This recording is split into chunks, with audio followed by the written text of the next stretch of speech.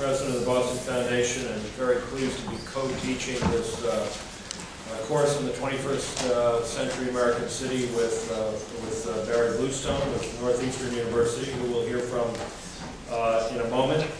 I'm going to introduce three speakers that we will have in our first hour to kind of outline the issues with housing, and there are many. But as usual, we have a tremendous lineup that I'll be happy to introduce in a moment. It is very difficult to cover all the issues associated with housing in a 2-hour session.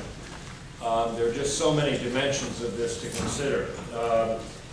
You'll recall from our earlier discussions of the post-World War II decline of many American cities that the housing markets in those cities and the residential neighborhoods were devastated in many cases as cities lost significant amounts of population and were unable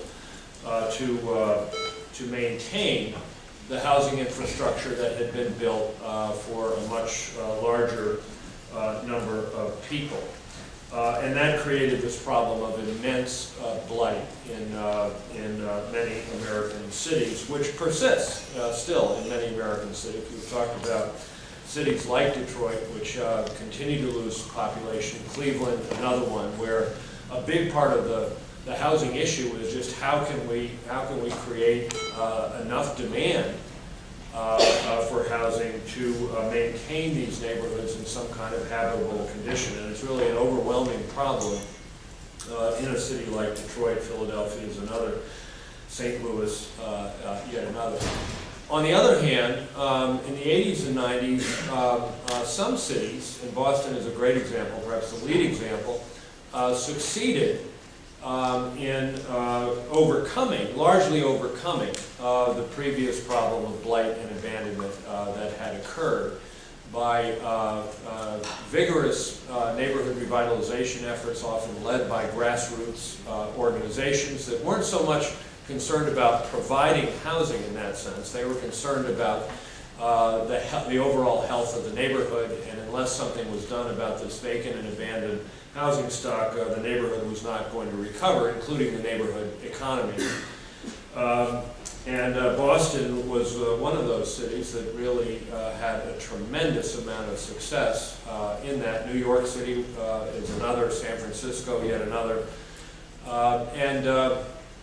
Boston got to the point a few years ago where there literally was almost no blight. You could count the number of abandoned buildings in the city, which compared to a situation like Detroit is really quite remarkable. The foreclosure issue has kind of reawakened a threat of spreading blight, even in very healthy cities like Boston. And so those entities that were very involved in neighborhood revitalization efforts have a new challenge. Yet another dimension of the recovery of the center city has been that the city living has gained popularity among certain population groups. There's a pronounced return to the city movement among so-called empty nesters, families who raise their children in the suburbs, largely because of concerns about the quality of public schools, are attracted to the nightlife, the cultural offerings, the restaurants, the liveliness of city life. And so in Boston and indeed many other cities, there has been a pronounced growth in so-called downtown living. And it is in many cities strongly associated with the redevelopment of formerly industrial waterfronts, as is occurring here in Boston and in Chicago on the rivers through the city, and so forth. This form of housing is very attractive because in many cases there's no displacement involved, and people are living where people have not lived before, and members of that population group are quite affluent. They vote. They exert a demand for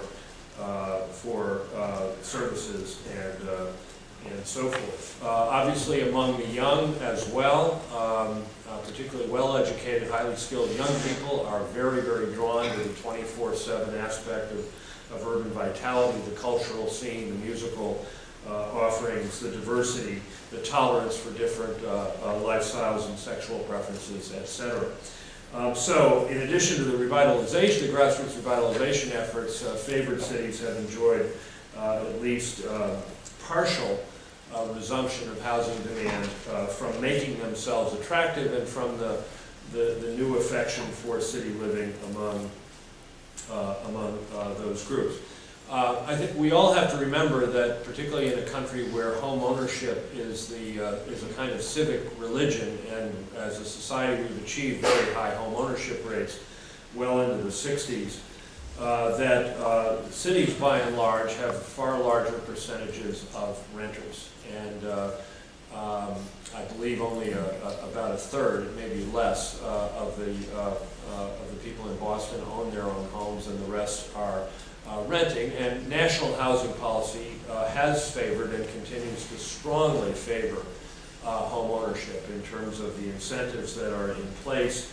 And this, there's a relative lack of support of investment in rental housing, and this is a persistent problem that the cities face in terms of that lesser regard, if you will, for renting as opposed to owning.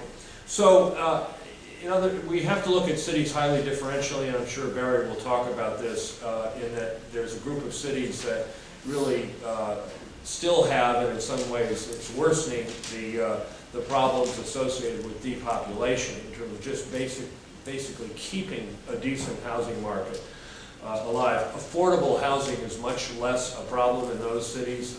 Housing is becoming very affordable, but it's becoming affordable in some ways by being degraded through lack of maintenance and investment, which is not good.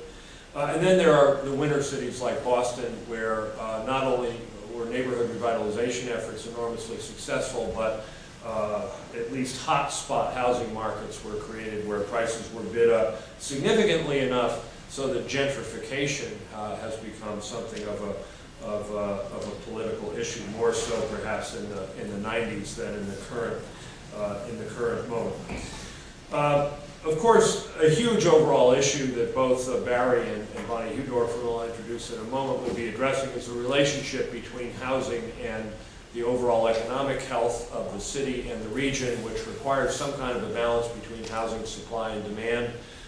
If housing races, the housing prices race ahead of incomes, we can have a very serious problem of losing people that we would like to keep because housing is out of reach. And that certainly has been an issue in particular for this region. More recently, and one of our speakers, Doug Foy, will address this directly, of course, there are a host of relatively new issues associated with housing and housing choice and housing policy, having to do with some of the things we talked about last week: transportation planning, the desire to improve the environment, save energy, deal with climate change, the smart growth movement, which has a very important dimension for housing. So there are a broad set of issues here that we won't do complete justice to tonight, but I think you will find that we will, as we usually do, have a very interesting and provocative evening. So let me now introduce our three speakers, and I'll introduce them all at once, and they can come up ad seriatim. First is Barry Bluestone, who needs little introduction. I will merely say, in stepping out of this role and into my Boston Foundation role, that Barry and Northeastern have been absolutely pivotal in the development of the Greater Boston Housing Report Card, which is released annually at the Boston Foundation.